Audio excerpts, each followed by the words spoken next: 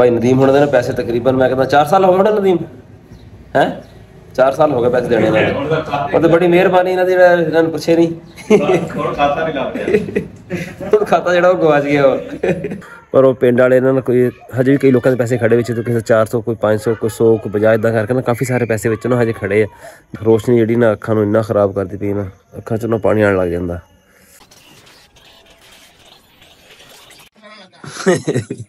ਤੇ ਹੋਰ ਇੰਜੀਨੀਅਰ ਨਹੀਂ ਹੈਗਾ ਮੈਂ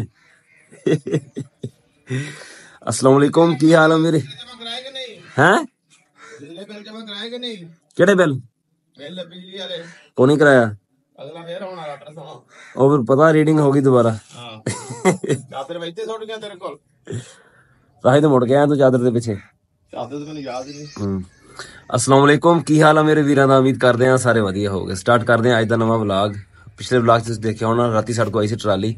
ਸਾਡੇ ਇਲਾਕੇ 'ਚ ਨਾ ਚਕੰਦਰ ਦੀ ਕਾਫੀ ਕਾਸ਼ਤ ਆ ਜਿਹਦੀ ਵਜ੍ਹਾ ਤੋਂ ਨਾ ਟਰਾਲੀਆਂ ਦੇ ਜੰਗਲੇ ਵਗੈਰਾ ਬਣਾਉਂਦੇ ਪਏ ਆ ਵੀ ਮਿਲ ਦੇ ਵਿੱਚ ਨਾ ਚਕੰਦਰ ਲੈ ਕੇ ਜਾਣ ਵਾਸਤੇ ਤੇ ਇਸ ਵਾਸਤੇ ਮਾਮੇ ਤਾਜ ਨੇ ਵੀ ਇਹ ਕੋਸ਼ਿਸ਼ ਆਪਣੀ ਕੀਤੀ ਤੇ ਦੇ ਆ ਵੀ ਟਰਾਲੀ ਨੂੰ ਜੰਗਲਾ ਲਵਾਣਾ ਆਪਣੇ ਨੂੰ ਇਹਦੀ ਟਰਾਲੀ ਲਾਵਾਂਗੇ ਜੰਗਲਾ ਤੇ ਹੈ बराबर कर देना आगे के पास जाए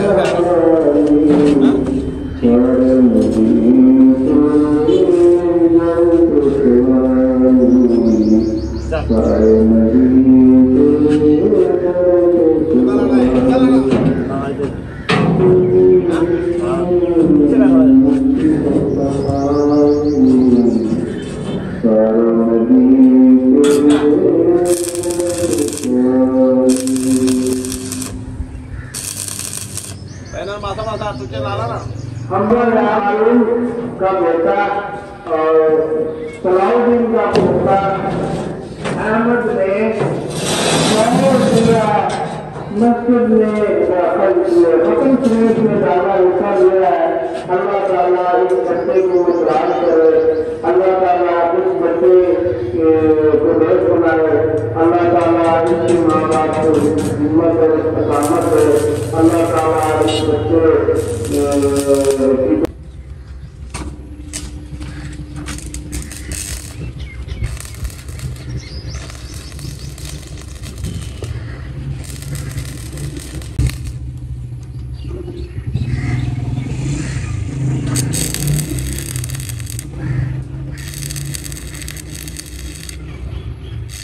शाम के 3 बजे खड़े व्लॉग असी स्टार्ट सवेरे करना सीगा पर सवेरे साढ़े व्लॉग स्टार्ट करने तो पहले ना मसीह का स्पीकर स्टार्ट हो गया हुण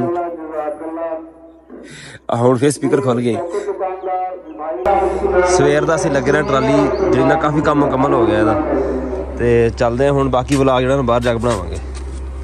हाँ जी असीं ना हुण पिंड तो बाहर आ गए हैं तकरीबन 10 मिनट मैं खड़ा रहा मैं कहा शायद कोई ना वक्फा आवे स्पीकर पर कोई वक्फा नहीं आया इन्हें पैसे इकट्ठे करते पे 27वीं रात के खत्म शरीफ वास्ते तो उन्होंने करना भाई अज राती 27वीं का खत्म आ तो वह भी इंशाल्लाह तुहानूं दिखावांगे हुण जांदे पे असीं शहर उत्थे देने पैसे हुण जांदे पे असीं शहर उत्थे देने पैसे ते नाले होर जिहड़ी साडी रूटीन होएगी वो भी असीं तुहाडे नाल शेयर करांगे नाले तुहानूं दस्सांगे पैसे जिहड़े असीं ना साडे किन्ने चिर दा उधार सीगा ये ते हुण असीं इन्ने लेट आके क्यों दिंदे पए आ हो जाओ स्टार्ट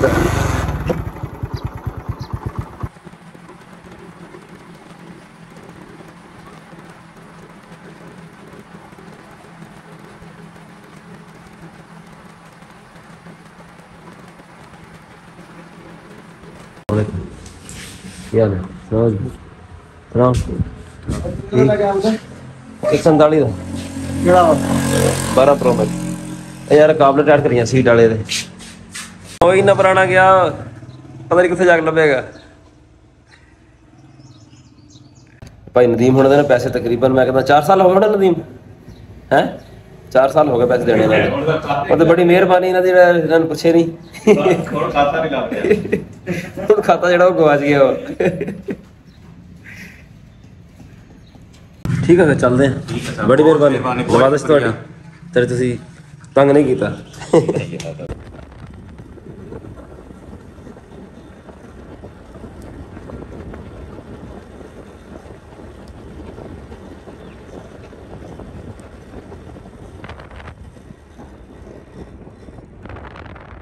आ गया हमारा पिंड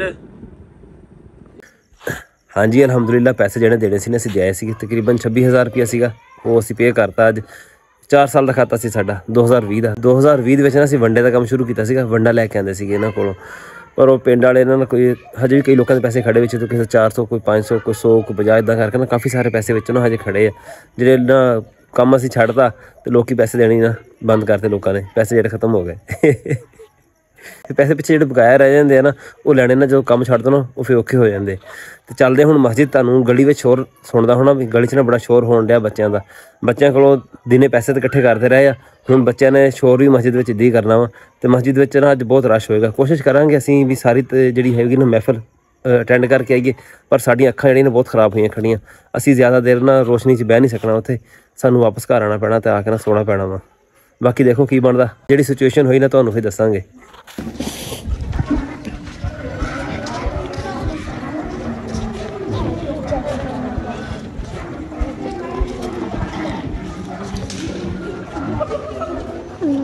ਮਸਜਿਦ ਵਿੱਚ ਤੇ ਅੱਜ ਮਾਸ਼ਾਅੱਲਾ ਬੜਾ ਨਾ ਰਸ਼ ਲੱਗਿਆ ਹੋਇਆ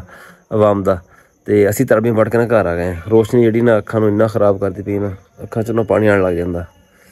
ਸਾਡਾ ਅੱਜ ਦਾ ਵਲੌਗ ਇੰਨਾ ਹੀ ਸੀਗਾ, ਬਸ ਹੁਣ ਸੌਂਦੇ ਹਾਂ ਤੇ ਸੁਬਾਹ ਤੱਕ ਉਮੀਦ ਆ ਵੀ ਕੁਛ ਨਾ ਬਿਹਤਰ ਹੋ ਜਾਣਗੀਆਂ। ਸਾਡਾ ਅੱਜ ਦਾ ਵਲੌਗ ਇੰਨਾ ਹੀ ਸੀਗਾ, ਉਮੀਦ ਹੈ ਤੁਹਾਨੂੰ ਵਧੀਆ ਲੱਗਿਆ ਹੋਏਗਾ। ਕਮੈਂਟ ਕਰਕੇ ਜ਼ਰੂਰ ਦੱਸਿਓ, ਦੁਆਵਾਂ ਯਾਦ ਰੱਖਿਓ। ਅੱਲਾ ਹਾਫਿਜ਼।